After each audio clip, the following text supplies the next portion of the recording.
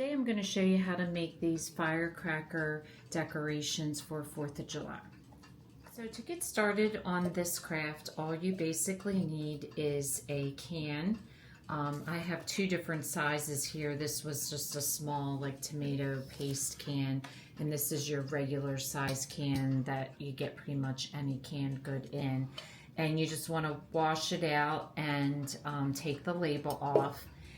I'm going to use 3 colors of paint, and I'm using a multi-surface satin paint, white, red, and blue. And you'll need a paintbrush.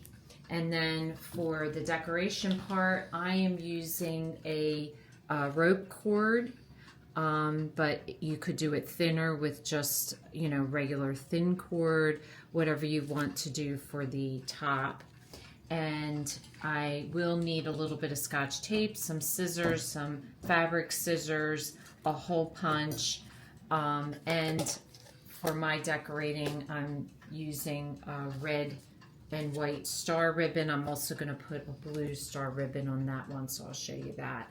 But some 4th of July ribbon if you have it. If not, you can use twine. Twine would look cute as well. And then for my label, all I did was took a piece of craft cardstock paper, and I just printed out boom on it. And then you can use any pattern you want. I have these little cookie cutters, so you could use a star. I had this, it's like a starburst, which worked perfectly. You could do an oval, a square, a rectangle, so whatever shape you want. I decided to use these cookie cutters and use these shapes. So the first thing you want to do, I found what makes the colors look the best is if you paint the whole can in white paint. So I'm going to paint the whole can in white paint. I'm only going to paint the top and bottom 1 coat, but the center section, which I'm going to leave white, will probably need at least 2 coats of paint.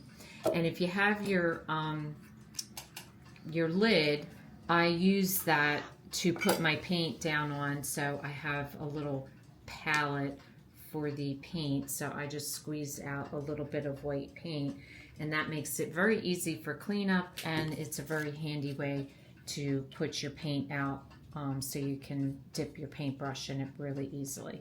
So you're going to go ahead and paint the whole can. That way it gives it a nice base coat for your red and blue, so that when you go to paint that, you only need like 2 coats of paint. And you also want to paint the top of the lid because you are going to paint that in the red. Okay, so here's a can. You'll see the difference between the bottom. That's like a 1 coat.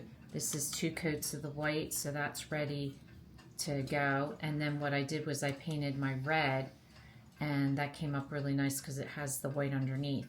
Now what I did is I measured so that I get the bottom the same, and all I did was use see the bumps on the can? I just used that as my guide to go all the way around. So I'm going to come up 1 bump, 2 bumps here, and use that as a guide too. And I put a pretty good amount of paint on my brush so it gives you an even line like that.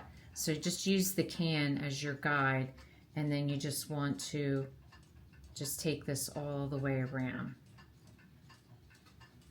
Now if you're going to put like the boom on, this is the pattern that I had. So I just am going to hole punch on each end, a hole. And then we're going to run our ribbon through. So I'm going to just take it and I'm going to run it through to the back, and see how I have a point on my ribbon. That way it's easier to feed it through the hole, and you just want to pull it through carefully depending on how thick. Like if you're using twine, you won't have any problem, but if you're using a little bit thicker ribbon, just pull it slowly through the hole if you have a small hole. And what you're going to do is you're going to pull this through, and then you're going to put it back through the front, so it's going to look like this. So this is what it's going to look like. So your ribbon's through the back. You have a piece this way and the other piece this way.